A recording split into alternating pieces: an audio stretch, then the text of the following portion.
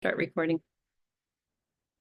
Okay, great. It is almost very, very close to 2 o'clock on Tuesday, December 17th, 2024.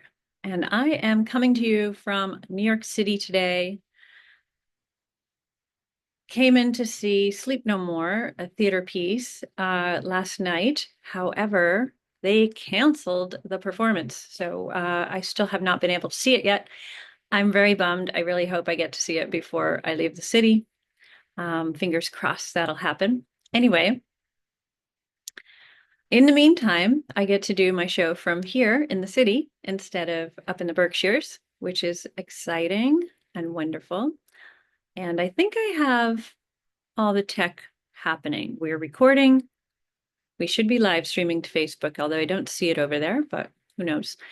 If you see it over there on Facebook and you want to comment, I would love it. Go ahead. Oh, yeah, I see. I see my screen. You see it over there on Facebook and you want to comment, I would love. Okay. So anyway, yeah, if you are on Facebook and you're watching this live and you want to comment or ask a question, go ahead and drop it into the comment section here in Facebook land, and I should be able to see it and answer it and respond. And I would love to have you here. So yes, please join me. Okay, here we go.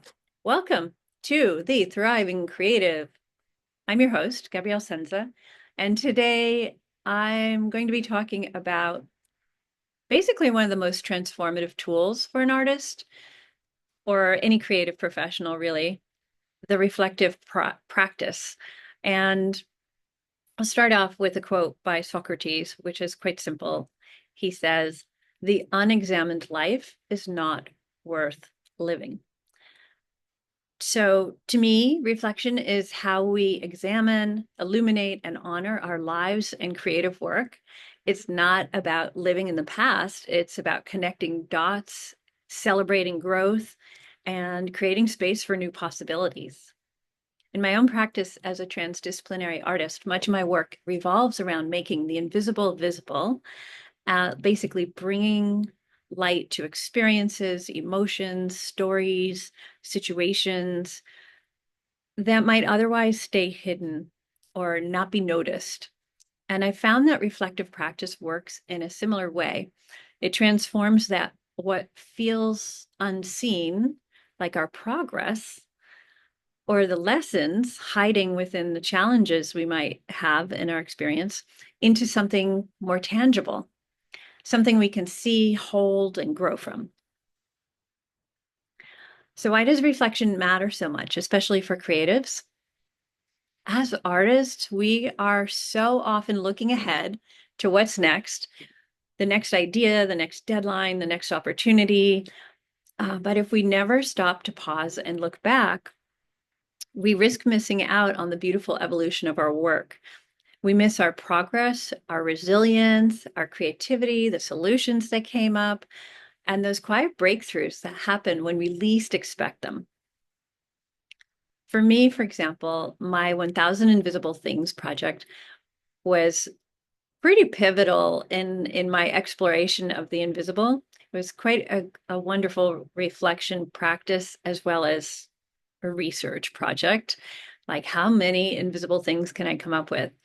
And it helped me name and give shape to what felt unseen in my life and my work, but also in the everyday world and in relationships and in science and in society. And I had a lot of fun with that. And that's a little different than what we're talking about here, but it is related because what's interesting is like the emotions, the thoughts, the quiet moments of clarity, and naming them helps make them real. It gives them more weight, and it's worth looking at them, in my opinion, anyway.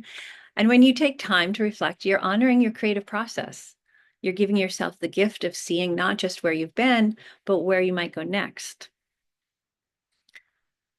It's often in the process of reflection that we remember or can appreciate, especially the sort of happy accidents that happened along the way. Uh, I'm sure you've had that experience when you're creating something and something happens and it doesn't quite go the way you had anticipated, but it turns out to be like it sent you on just the right trajectory. And you got something different than you different and probably even better in many cases um, than what you had imagined you could get from the experience, or where you would take that painting or the theater piece or whatever it is you're creating. And and I just love those. They feel very much like collaborations with the universe in a way. Like, oh, thanks. That I wasn't expecting that, but that pretty cool. I love the way that took us on a new path. So anyway, in the reflection practice, let's I like to start with the wins and really like I said, too often we kind of breeze right past our achievements because we're focused on the future, or we tell ourselves that the win wasn't big enough to celebrate. But here's the truth: showing up for your work is a win. Staying curious is a win. Creating anything at all, no matter the scale or what happens to it, whether it sells or doesn't sell, it doesn't matter. Just the creation of it is a win. So I want to really add, put that in perspective. And I'm really guilty of this. I think I've probably mentioned this in other episodes, that it's, it was like having done so many things and achieved so many, like high level accomplishments in my life as an artist or as a professional, as a gallerist, whatever it was I was doing, that I, for some reason, wasn't thinking that it really counted. And at a certain point, I was like, wait, well, what am I waiting for? Am I waiting for somebody to tell me that it counts? That doesn't make any sense at all. First of all, that day will never come because everybody has their own things that they're doing. And if I were an artist just waiting around for somebody to validate my creative work, my creativity, or the things that I'm doing, or my thoughts, or my artist statements, or whatever, I would, yeah, I would not see that person show up. You know what I mean? That's not how it works. If you're an artist, if you're creative, you probably know this. You have to get your work out there. You can't just wait around in your room, in your studio, in your, you know, wherever you're making your art and expect someone to just discover it. So I know I'm going off on a tangent there, but so let's go back. So let's go back to the wins. So ask yourself, what did I accomplish this week or this month or this year? And since we're at the end of the year, I think it's very helpful to reflect on what happened this year. What did I do? What did we create? And I would definitely recommend not just waiting till the end of the year, because that's a lot to kind of try to remember. That's 360 something days at this point, and almost.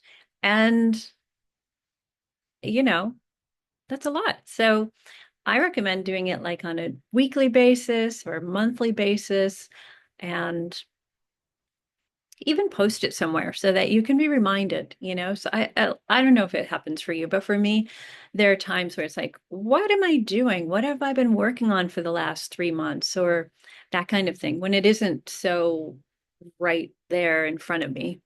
Because a lot of my work is quite conceptual, and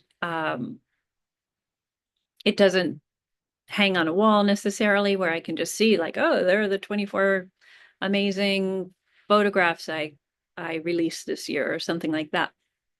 So I think this is a good, healthy exercise for us to um, reflect on what it is we created, what we've done, and also helps us define what we want to do in the future. What worked, what didn't work, what do we feel really good about, what had us feeling good while doing, right? So whether it came out really beautifully, perfectly, whatever, how were we feeling when we were doing it? Because that's really even better than anything, right? Like because our joy is just as important as anything that we create and bring into the world. So, yeah. So anyway, that's the question. What did I accomplish this week or this month or this year? And take a few moments to, write it down and sit with it a little. Maybe you finished a project or shared your work publicly for the first time, or maybe you made time for creative play in the middle of a busy schedule.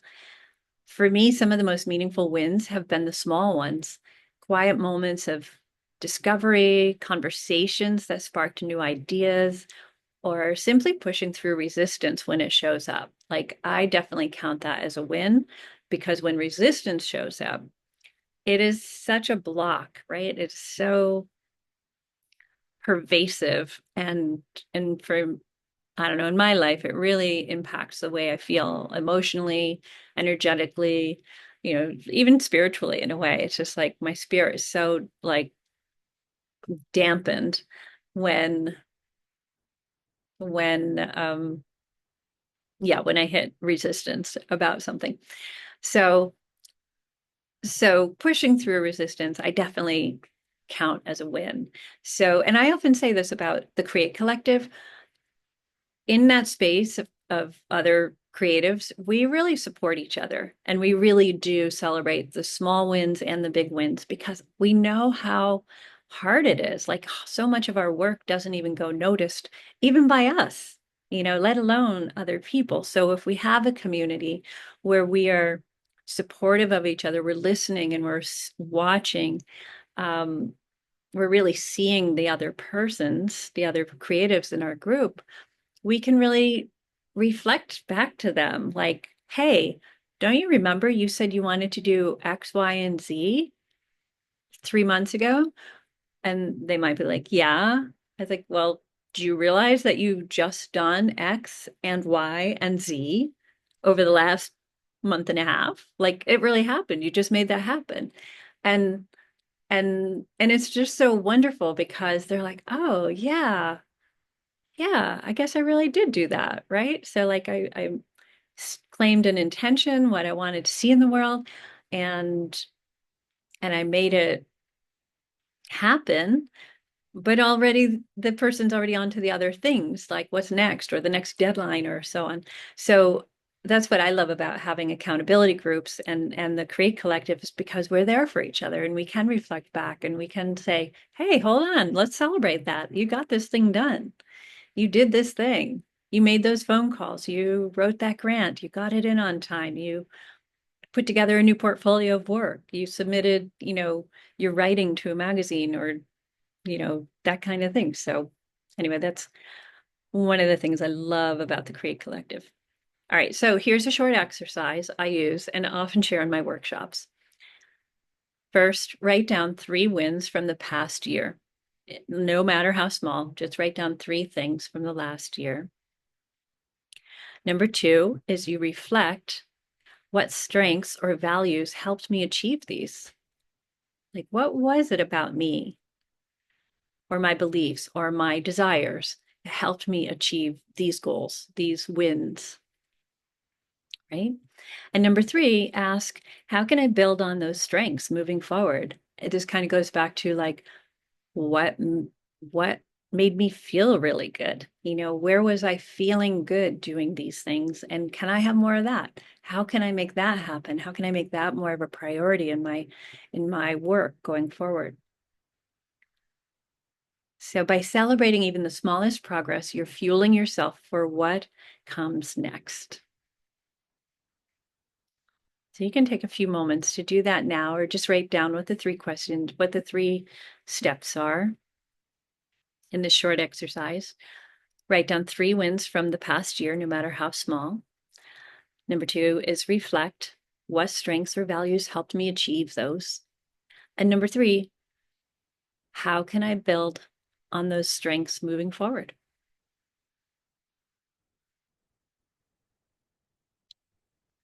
So now let's talk about the challenges. Reflective practice isn't about self-criticism. It's really about curiosity and compassion. When I face challenges in my own work, creative blocks, rejection, or the feeling of invisibility, even, I've learned that naming those moments is the first step to moving through them. So, challenges often point us towards something deeper, maybe a boundary we need to hold, support we need to ask for, or a system that isn't serving us. Here's a simple framework I use to reflect on challenges. So, first, name it clearly. What was hard? Was it, for example, building a crowdfunding page? No, for me, that wasn't hard. That comes naturally, comes easily. Was it letting people know about it? That's not so hard either. Was it specifically asking directly individuals to support the project? Yes, that's challenging for me. That is really challenging for me. And the next step in this exercise is to feel it fully. What was hard? Allow yourself to acknowledge the emotions without judgment. Okay, so the emotions around the hard part of crowdfunding a project is the asking, the reaching. That's not an emotion. The reaching out. Yeah, the hard task is reaching out and asking people to support the project, specifically, directly to individuals. Why is that hard? What are the feelings there? Okay, I'm worried about being judged. I feel shame when it comes to asking for money. It brings up old feelings or um, uh yeah, like old feelings of like unworthiness, or maybe I'll lose their friendship, or maybe they'll think this or maybe they'll think that, and so I have a certain degree of fear come up when it comes to that challenge. uh and what's the step 3 is extract the lesson. What did this challenge teach me about my process or my priorities or my creative boundaries? Right, so in the case of the crowdfunding, direct request for supporting the project, I would say the challenge teaches me about oh, places where I feel still perhaps inadequate or not confident about what it is I'm doing. And it makes me very aware of like old stories that they don't even have to be old stories. They're just stories I'm making up in my head, right? Like it's not based on fact. People aren't actually judging me negatively for asking if they want to support a project. They can support it or not support it. And actually I don't even mind if they don't support it. I feel clear, like you can support it or not support it. The people that are going to be excited about it will support it if they can. And that's okay. There's no judgment on who can and who can't, or whether they want to or don't want to. It's I think it's something else that I have going on there. And so I think that's really helpful to just sort of use that framework to reflect on the challenges. First step is name it clearly what was hard. Number 2 is feel it fully. Allow yourself to acknowledge the emotions without any judgment. You don't have to judge yourself for having those emotions. And number 3 is extract the lesson. What did this challenge teach me about my process, my priorities, or my creative boundaries? Or just about myself, right? Because these are emotions that are related to how I feel about that task and about myself. However, I could also say, maybe what did this challenge teach me about my process? In this case, maybe the process could be improved by asking people to help me with that part of it. I can create the crowdfunding page, I can share it on social media.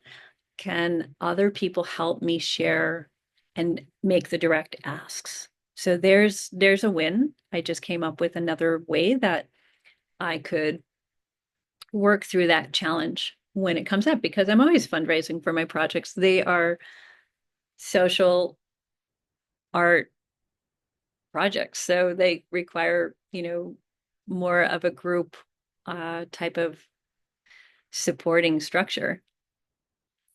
So, for example, if a project fell through or didn't meet my expectations, I might ask, did I need more time, resources, or support? Or was the vision aligned with my values?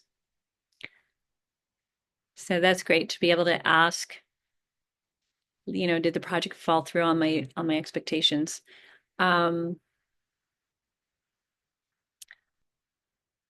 was going to also share, oh yeah, so um, this past year, I made a proposal to an organization that I've worked with before. And so I had felt very positively that they would be open to the project that I was proposing. And it turned out that they were not open to it, that they had other obligations, that they were full up on their programming, and that this particular proposal didn't work for them and didn't appeal to them. And I felt really crushed at the time. I just felt so like devastated, not totally devastated, but like, it was rejection. It felt like rejection. Um, but it took effort for me to remember that it wasn't a rejection of me personally as Gabrielle. It was just that particular project, and they're open to other projects. It's not like, hey, we never want to hear from you again, go away. It wasn't that at all. But noticing the emotions that come up was really helpful, because it's like, oh, there's a part of me that worries about being rejected. There's a part of me about worries about not being loved. And see, that's like one of the hardest things I think about being an artist, a creative. I'm sure you've experienced this, but a lot of people that I know of don't really talk about it that much. It takes so much courage to share our work in the world, because it comes from our soul and our heart, right? And it's like so personal. And so if somebody doesn't like it, or they don't purchase it, or they don't accept the proposal or whatever, it can feel so personal, even though from another perspective, from their perspective, it's not personal at all. Like, they still love me. They still respect me and adore my work and who I am and all of that. It's just that that particular art project or proposal or artwork or whatever the situation is, or song, or poem, whatever it is that one creates, didn't resonate with them. And that's okay. Not everybody can like everything. And you wouldn't want to make stuff that everybody would like anyway, even if you could. So, yeah. So, anyway, challenges hold wisdom, and they're really not roadblocks unless you let them become a roadblock. So that's really important, is to notice, like, how stuck are you with the challenge, Um, and how does that challenge, yeah, I'm just having a little realization here live. Uh, how does that challenge show up? You know?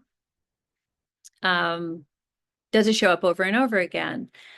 Uh, And to this example that I gave a moment ago about crowdfunding and asking people directly to support a project, I have to do that all the time, like I said, right?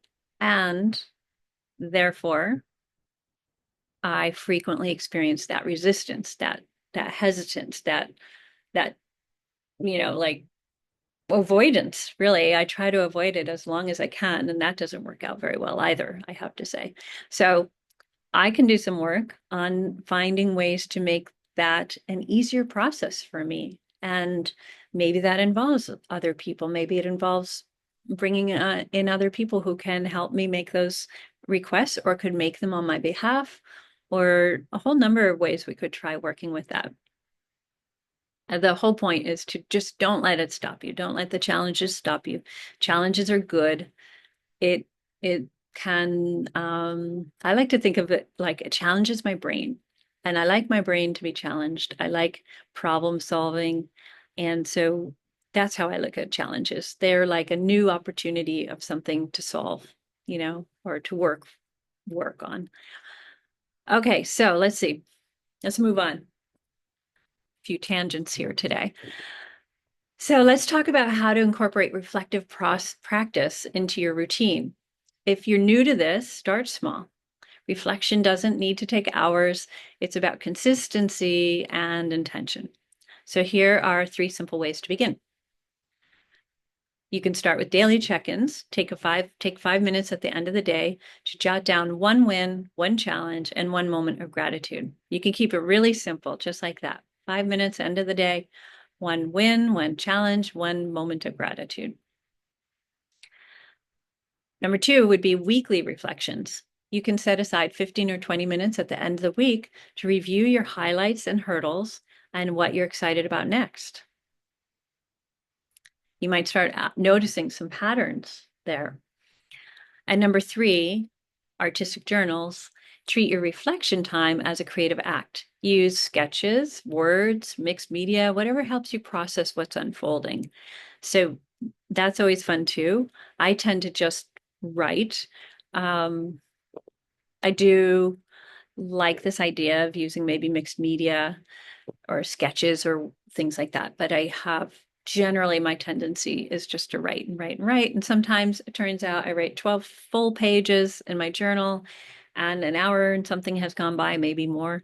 And I feel really like, wow, I just like worked through so many things there. I just explored these ideas that were stuck in my head, stuck in my body. And I just feel so relieved when I get a chance to just go through and write in that way.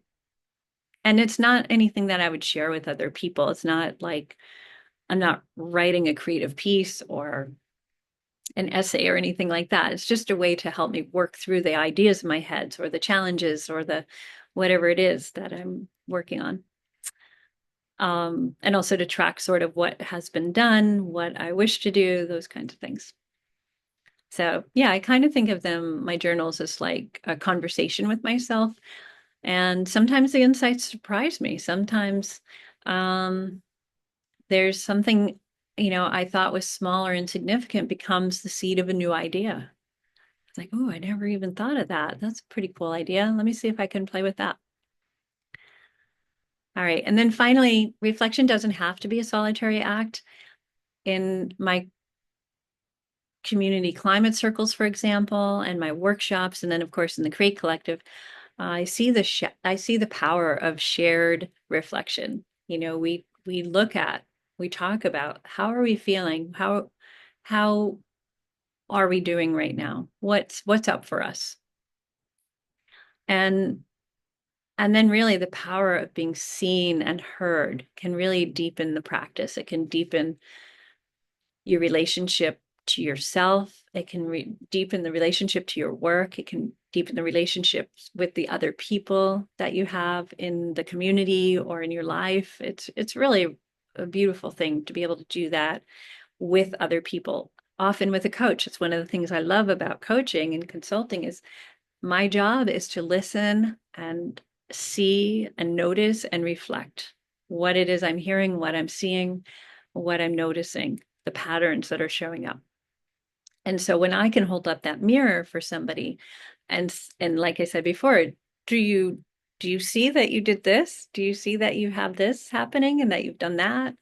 Or there might be a pattern that I'm noticing, and then we can look at that and we can sort of massage it or unpack it or whatever terminology you want to use to go deeper and see what's behind that and what opportunities are there when we dig into it and explore them.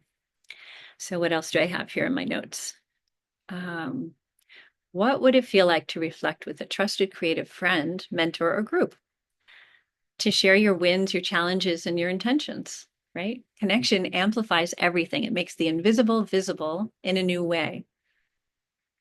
And like I said, that feels really, really good. It feels really good to be seen. I think like whenever somebody sees me in a way and says something